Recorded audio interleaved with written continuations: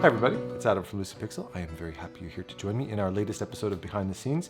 In this episode, I want to tackle one of the biggest conundrums that face us digital painters, and that's how to color a black and white image. One of the major reasons why I find people have problems with this or struggle to make it work is for many reasons. There's many things that go into coloring an image.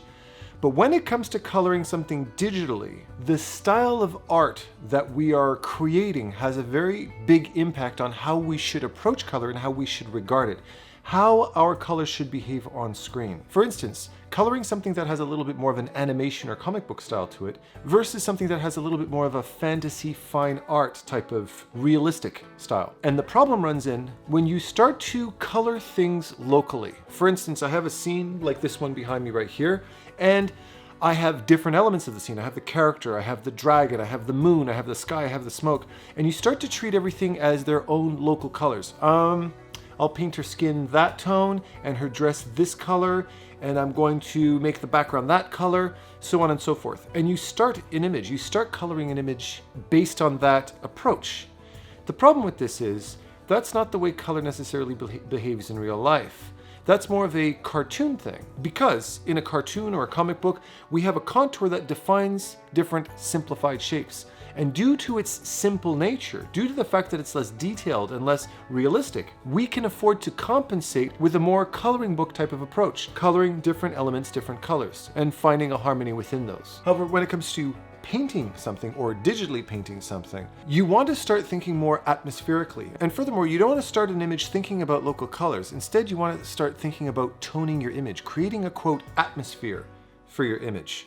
And start to create a movement of color throughout your scene and then slowly start to extract more local colors out of that. So what I want to share with you today are 3 different techniques that you can use to get the ball rolling, to get your image going and get the colors moving throughout your scene to help set you off on the right foot. So as you can see behind me, I have a painting I did a while ago, and if you look here on this screen, you can see I've already colored it a long time ago.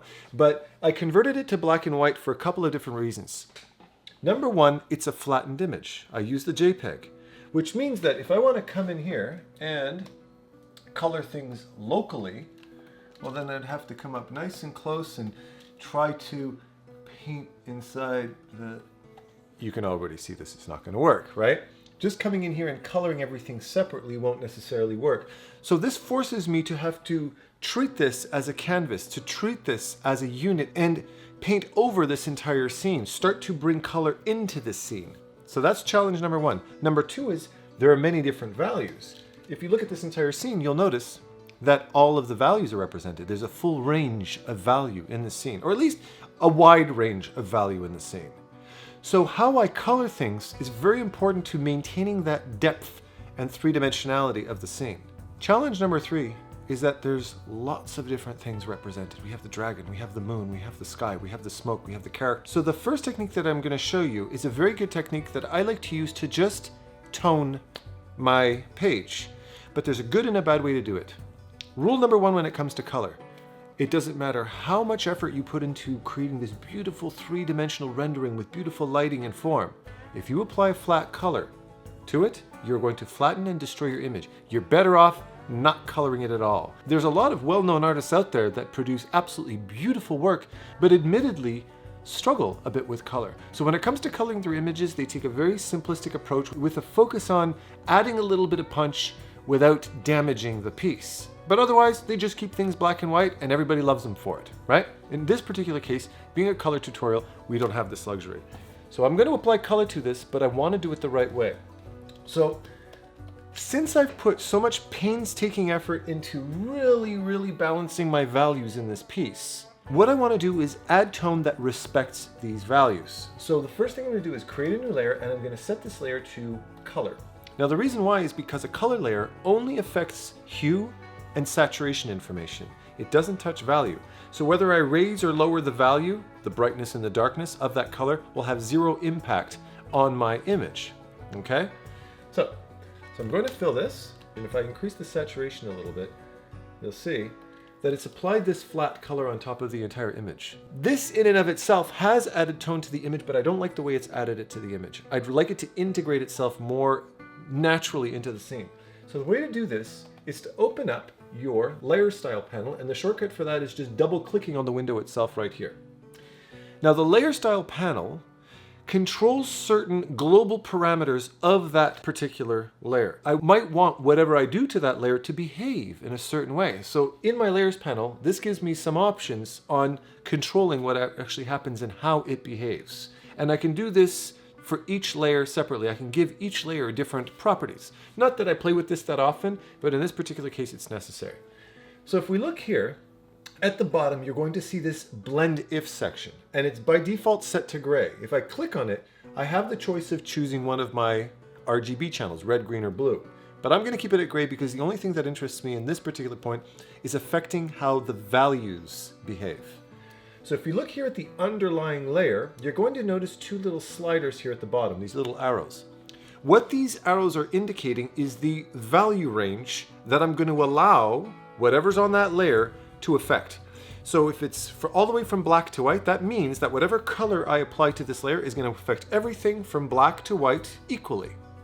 However, if I start to move one of these range sliders over, the values that are not between these two arrows are going to start getting eliminated from the scene. So I'll show you what I'm talking about.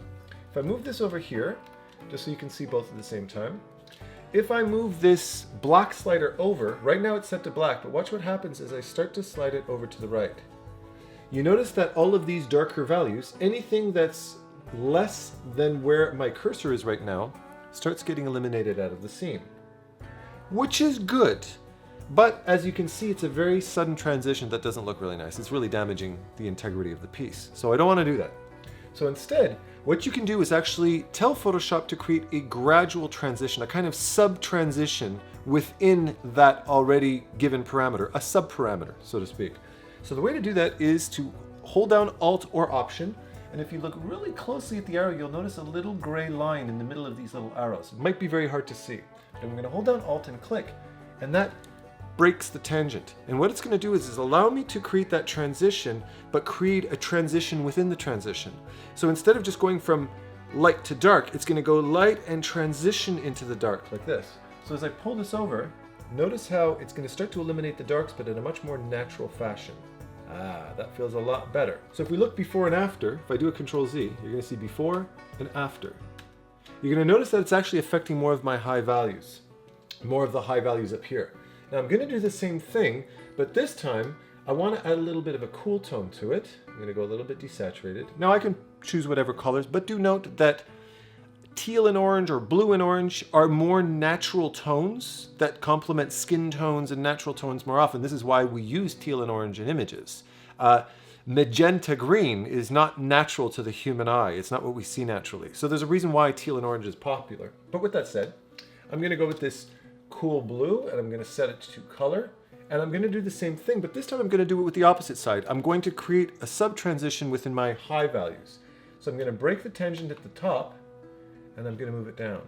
And you're going to notice that as I do this, the warm tones that I established before are going to start to peek through, like that, in a much more natural transition. Nice. So you can see before and after. Now with that said, I may or may not want it to be that aggressive a change, so I can play with the opacity to allow it to blend a little bit more if I want to. However, you know what I'm thinking? I'm thinking because that's moonlight behind her, and that moonlight's what's essentially illuminating her, at least that's what I'm suggesting it's doing, I want to make more of a moonlight color. So what I'm going to do is I want to reverse my values. I want the bluer colors to affect the highlights. So I'm just going to reverse it really quickly. I'm going to move this back to normal, and I'm going to break the bottom tangent and move it up like this. So now we've got a cooler color here, and I'll bring my opacity back up to 100 so it shows up more. And same thing for the lower values. I'm going to go like that, and I'm going to break the higher tangent. There we go. Now instead of making it a blue like this, I'm going to make it a little bit more violet. More of what we'd see if we were looking at a moon. This is more of a turquoise.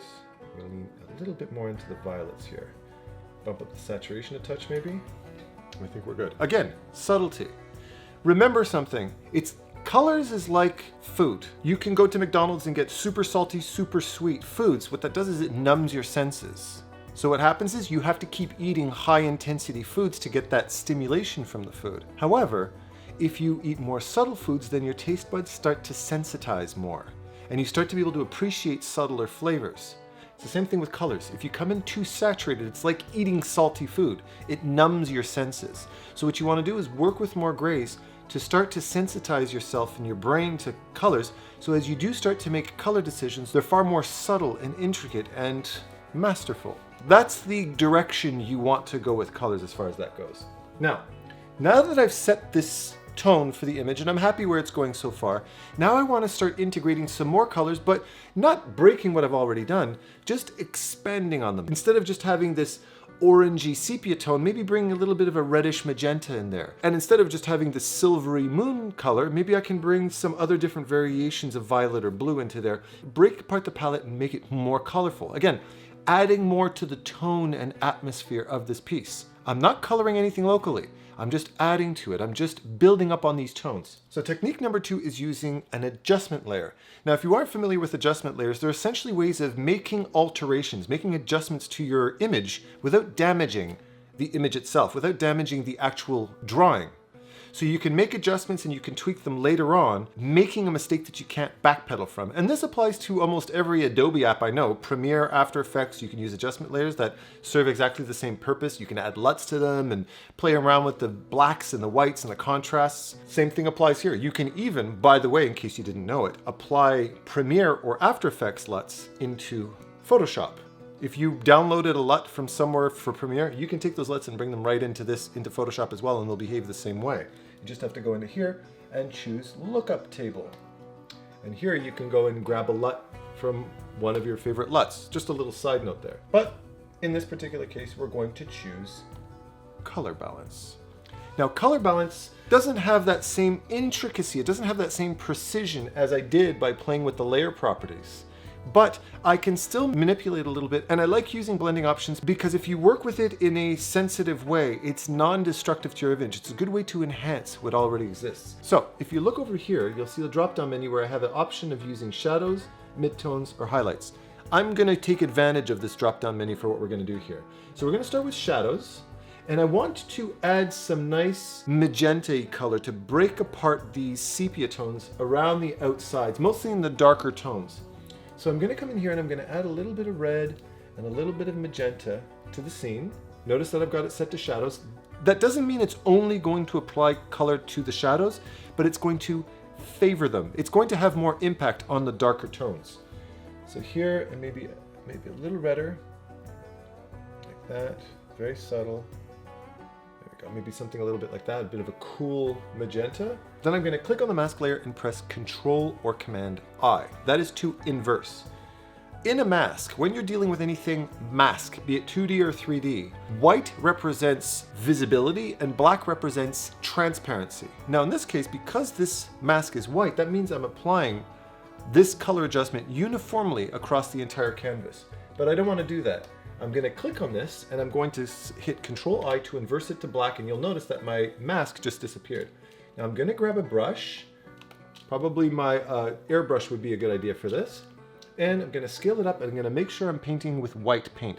While you've got the mask selected, by the way, you'll only have access to white or black paint. So I'm going to come in here and I'm going to add a little bit of some magentas to these darker tones down here, maybe a little bit under the armpit. And notice I'm using an airbrush. I'm not coming in and painting it precisely. Why? Because in real life, color bounces and mixes. There's bleeding from one color to the next. So by being too local with my colors, I'm in essence suggesting a more cartoony way of going about color. I want to create a bit of an interplay and a bounce of light and color between different objects the way we see in real life, but maybe a little bit exaggerated. So I'm allowing these tones to come in here and mix and match with the others, and kind of like vignetting the piece with this magenta tone. The actual adjustment layer itself, and I'm going to reduce the opacity because I want to be very subtle about this transition.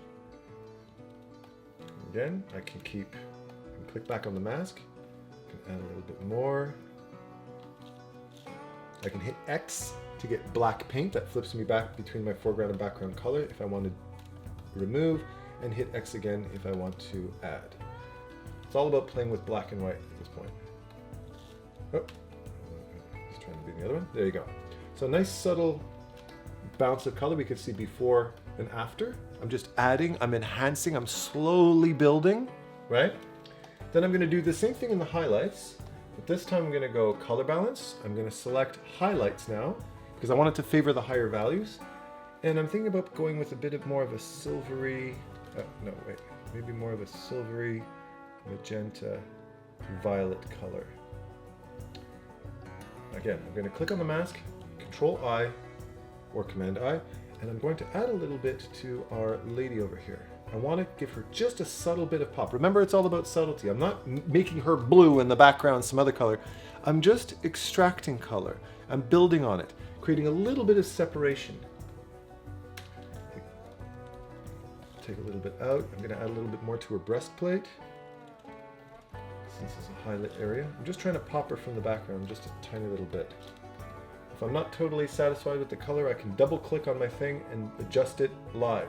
See, something you can come back to later on. So add a little bit more blues, just to give her a little bit more saturation and pop. There we go. Now if I go to cyan, notice that she starts to feel a little bit disconnected from the background. So I don't want to do that. I'm just trying to integrate her gently into the background, just to create a little subtle pop. Before, after. You can barely notice a difference, can you? All right. So we further tone this image. I can go a little bit further with it, but I don't like to overdo it at this point. The third technique is to really start to inject a lot of color into this. And this is actually something that Tyler taught me a little while back. So credit goes to Tyler for teaching me this trick. It's really cool. So what I'm going to do here is I'm going to play around with my lighten and darken layers. What I'm trying to do is inject more color into this in a not too overt way, but I want to start getting playful and breaking apart my colors. As far as the actual color choices I make, note that they're going to be intuitive. They're my own personal choices. I'm going with the way I feel. This is a larger subject that I'm not going to tackle today. It's something that I teach on my mentorship, but I'm not going to get into that. Just do understand that the color choices I'm making are not calculated choices. These are more intuitive, personal choices that I'm making, okay? But what I'm going to do is I'm going to start playing around with lighten and darken layers. In this particular case, lighten. And I'm going to teach you a little bit about how these layer options work. A lighten layer, if you're not familiar with it, will only affect what I paint on if it's lightening it. So it'll only show up if I'm painting on a surface that's darker than the color that I've picked.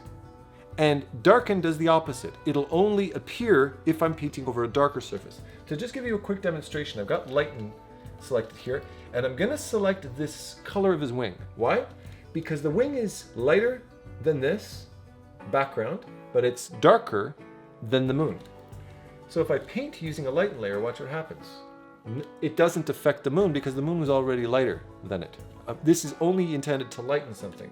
Contrary-wise, if I set this to darken and I select that same value, if it'll let me, now it'll only affect the moon, but everything else, or her as well, right? But nothing else.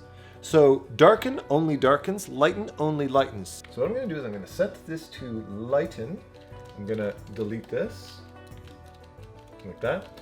Now what I'm going to do is I want to make subtle adjustments in the shadows. So for instance, I want to inject a little bit of color into these darkened areas over here. So let's say we'll start with this color over here. I'm going to sample that local value to get the value, and then I'm going to increase the value by like 2 or 3%. The key to this again is being subtle. If I come in too much, if I add too much value, it's going to damage my painting. And I'm thinking maybe I want to go with a bit of a pinkish magenta or something like that. And I'm just going to come with a very large brush and I'm going to gently paint it over here. Now if I find this to be too bright and damaging, I can come in here, do Control U and bring the value down. The whole point is just to inject a little bit of color into this area. Then maybe go with a little bit of a teal. Again, sample the local value, bring the value up slightly, and then go grab your color after. And again, no, I'm going to create a new layer so I can adjust it separately, set it to lighten. Add a little bit of color into this area and then bring that value down. I just want it to blend naturally. I can bump the saturation if I need to, tweak the color, so maybe a little bit along these lines. Up here in a peach color, think about a bit peachy, so come in here and maybe go a little bit more of a peachier color. And notice I said peachier, not peach, peachier. It's about transitioning into colors. It's not about coming in and just slapping color in, slapping a bunch of color over it. It's adjusting towards that color. There we go. Then maybe add a little bit of color to her. Pin out my darks a little bit. There we go. Inject a little bit of color into there. Again, I can lower the value. If you want to be able to adjust each color separately, then you need to create a new layer for each one. There's nothing stopping you from selecting them all and merging them. Notice what happens when I merge them. They all switched back to normal. That's not a problem. Since they were all lightened, I can just set it back to lighten, and I don't lose anything. Now, last but not least, after I've played around with these colors, it's important that I do this step first. What I want to do now is defragment these colors. I want to give it a little bit more of an impressionistic feel to get more of a play, an interplay of colors, and make them feel less static. So what you're going to do, again, credit to Tyler, thank you for this, is we're going to create another adjustment layer, but I'm going to select Posterize. And you're going to notice that my whole image is going to go to crap, right?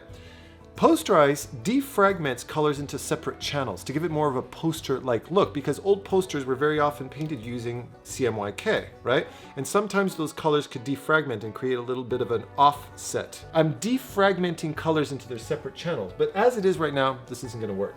So what you do is you increase the levels. And as you increase the levels, what you're doing is giving Photoshop permission, giving this adjustment permission to use more and more colors in the defragmentation process. So it's the more I raise the levels, the more it's going to start to approach normal color, what I had before. So if you notice, if I go too high, I'm back to what I originally started with, right? So that's not what I want. I want to maintain some of this defragmentation in my colors. It's starting to inject some interesting colors into this. Something along these lines here, okay? That looks about right. Now, cool, I've got some play with color, however, it's still very choppy. So the first step I'm gonna do is set it to color. And notice that immediately integrates it more naturally into the scene, but it's still a little bit too obvious. So what I'm gonna do is bring the opacity of that layer down slightly, because again, subtlety is key. And when I show and hide this, you're gonna go, meh, I don't really see a big difference, but you're gonna feel the difference. Okay, that's what's important. Don't think, feel. It's like a finger pointing away to the moon. So, you can see before and after there's not a huge transition, but what I've done is I've toned the image. Notice I haven't done anything local. I didn't come in and give her skin tone or paint her dress. What I've done is I've set a mood and a color palette for this piece. I've set the mood. I've toned my image. This is how you want to go about it if you want to create more of a fantasy, realistic fine art type of feel in your work. If I just came in and painted her dress pink and painted this, that, and that, it would flatten and cartoonize an image. And when we're looking at something with more of a realistic feel to it, it clashes. And it can create an awkward disconnect between color and image that doesn't work a lot of the time. Being familiar with and being careful not to cross a line too far, depending on your particular artistic choices, your artistic style, is very important. And applying these techniques is definitely a way to get yourself started so you can feel like you have confidence and move forward with your piece of art in a more confident way. So hopefully you enjoyed today's behind the scenes. Hopefully I got you over this little obstacle artistically with your own work. Remember that I have my mentorship, Lucid Pixel, all of the information below, as well as my behind the scenes, like this one, every Monday, art talks every month, and don't forget about the Brush Sauce Theater Art Contest with myself and Tyler Edlin. All right, so happy painting everybody and take care.